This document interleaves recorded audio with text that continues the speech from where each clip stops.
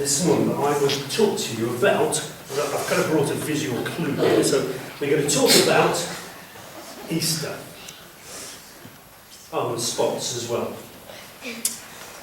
I wonder, hands up anyone who's ever had spots. Do you know, it's just about everybody, isn't it? Okay, hands down. I'm going to ask one or two people what kind of spots that they've had. So let's, that young lady there, what kind of spots have you had? Chicken pox spots. Which is a bit hard to say, isn't it? It's horrible, isn't it? I don't remember having it when I was your age, but I remember my two children having it your age. It's all scratchy and itchy, and you want to take the scabs off the spots. Oh, it's horrible. Yeah, what kind of spots have you had?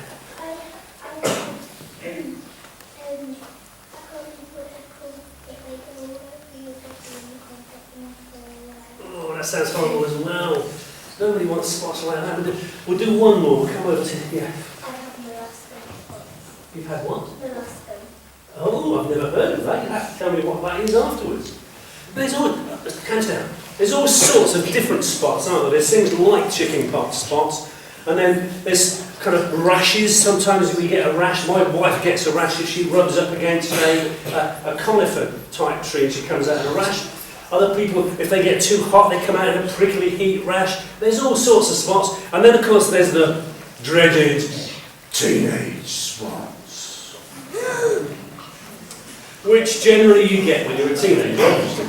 And it seems that they come just about when you, just at the point where you notice somebody, a boy or a girl, and you think, ooh, they look rather nice, I'd like to get to know them. And then you go to bed, the next morning you wake up and bing! You have a face full of spots. There's two bits of good news about teenage spots. The first thing is that they do go away eventually. Sometimes it feels like that they're never going to go away when you've got them, but they do go away. And the other really good thing about teenage spots is that you can squeeze them. And if you practice, it's perfectly possible that when you squeeze your spot, excuse me, that you can get it so that it squirts onto the mirror. Again, a word of warning though. If you manage to get to be that good that you manage to get it to squirt onto the mirror, make sure that you clean it off before your mum or your dad comes into the bathroom, because they get very upset. Okay, well, you know, the Bible talks about spots, which always surprises people, but actually the Bible talks about spots quite a lot. And one of the places where it talks about spots is a particular disease that would start with a little white spot somewhere on your body, and it would kind of spread on your body, but it's not just what's going on the outside, it's what goes on the inside that's the problem. You see, what this disease does is it travels down the lines of your nerves towards your extremities, which means your fingers and your toes. And as it travels down the lines of your nerves, it kind of eats away at the protective covering, because the nerves are a bit like an electric cable that's got a protective covering. And what happens is that your fingers and your toes, they go numb, which may not sound a massive problem, but actually what would happen is that you get a stone in your shoe, and because your foot was numb and you couldn't feel it, you wouldn't take it out. You'd just walk around all day with a stone in your shoe. You could even get a nail that would go right through the sole of your shoe and stick in your foot, and you just carry on walking around. And then, of course, that does a lot of damage. You get an infection, and it gets to be a huge problem. And eventually, with this disease, what happens is that your fingers and your toes drop off, which is obviously a bit of a problem. But I tell you what, you guys don't need to worry about it, because we don't have this disease in Britain. In fact, you don't have it hardly anywhere in the world at all these days.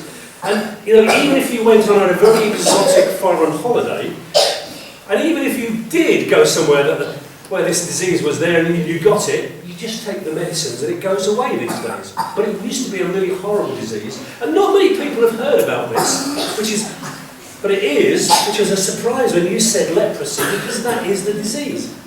Anybody else heard of leprosy? Oh wow, you've been doing leprosy in school or something? Okay, hands down. So it was a really, really horrible disease. So you don't need to worry about it. The interesting thing for me is that actually the Bible talked about what you should do with someone that had leprosy hundreds, if not thousands of years before doctors discovered what to do with people that had leprosy. But the Bible does talk about something that we do get in this country, which actually you could argue is even worse than leprosy. And it's something that, I'm going to give you the technical word for this. Okay, normally technical words are really big long words, aren't they? But this is a really short word, just 3 letters. And the technical word is sin. Sin. The sin is just all those wrong things that we do and say and think. That's all the kind of things that makes up sin. And it's a real problem because it's a bit like leprosy. It's kind of, you can't see it so much on the outside, certainly in the early stages. It starts small and it gets bigger and it eats away and makes a mess of us on the inside. It stops us from reaching our full potential. It stops us from being able to be really good friends with people. And maybe the worst thing of all, it stops us from being able to be friends with God. Now, I'm guessing all of us have got bad habits. Maybe, might be things like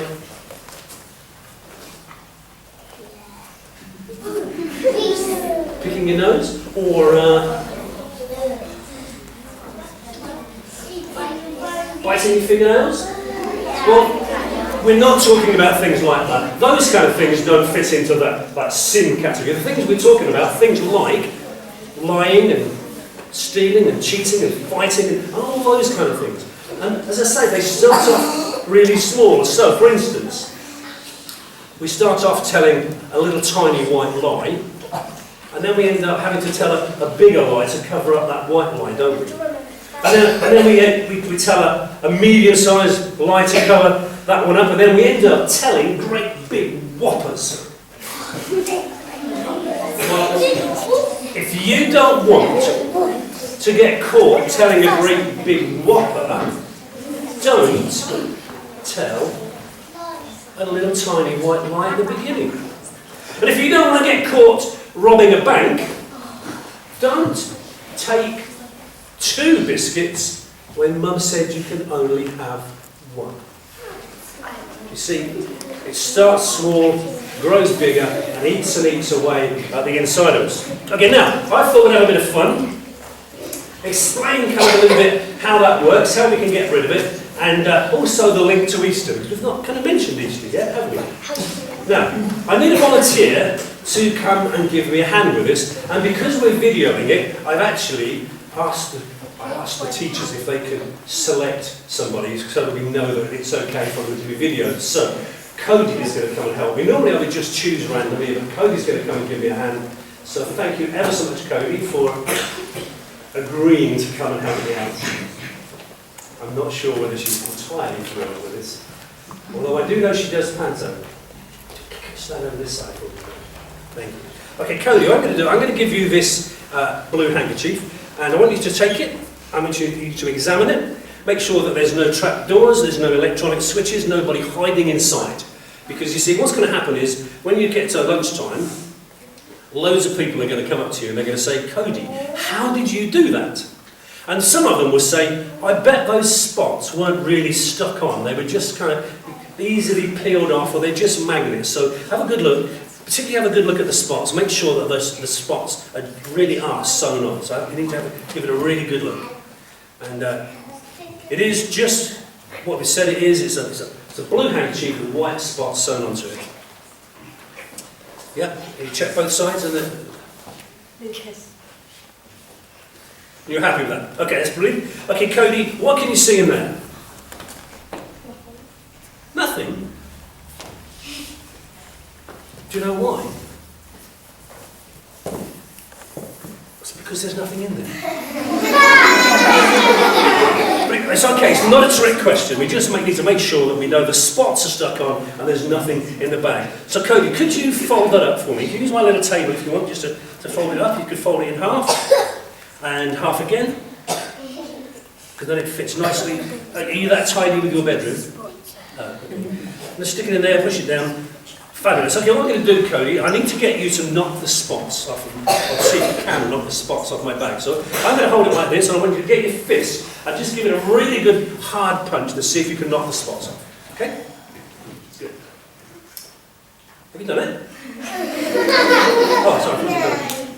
But don't hit me, okay? You see, I might look big and tough on the outside, Cody, but on the inside, I'm just a delicate.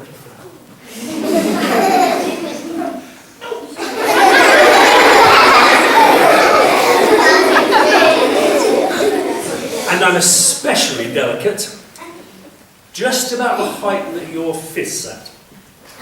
Boys, you know what I mean. Okay, Cody. Shoulder back in joint.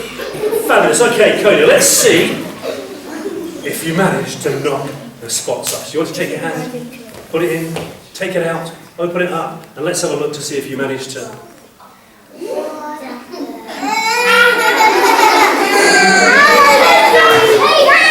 Somewhere. The question is, where have they gone?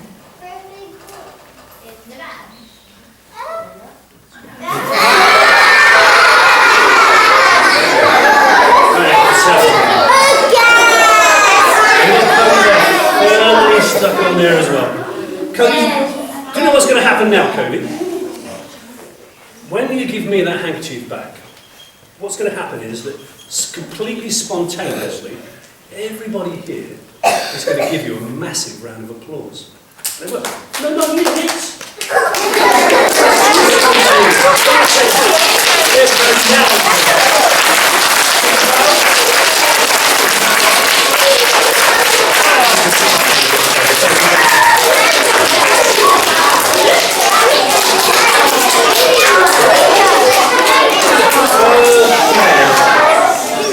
Cody, thank you so much for coming to help out. Now, if I was to ask you, just wait till you're facing the front.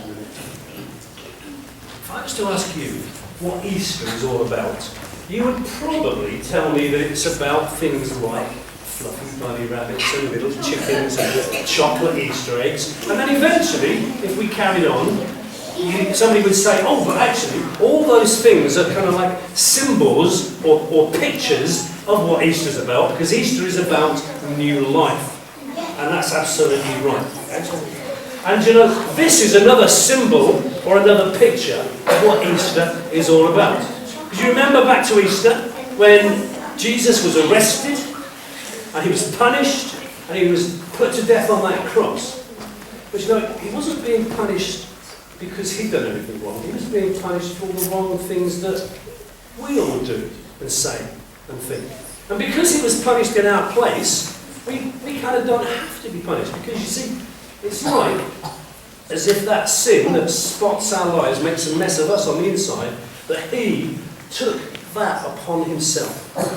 And because he took the sin upon himself, if we want to, the Bible tells us that we can come to God in our prayers and ask him to forgive us, and he will forgive us, and he takes the sin away, that he gives us a new life, and he gives us a life that is spotless and clean. So, next time we think of Easter, and we think about what it means, we can think about the rabbits and the chickens and the chocolate eggs, and those pictures of new life. And maybe we'll remember this picture of new life as well. So this is a symbol that Jesus took upon himself all those wrong things, was punished in our place, so that we could have a brand new, spotless life.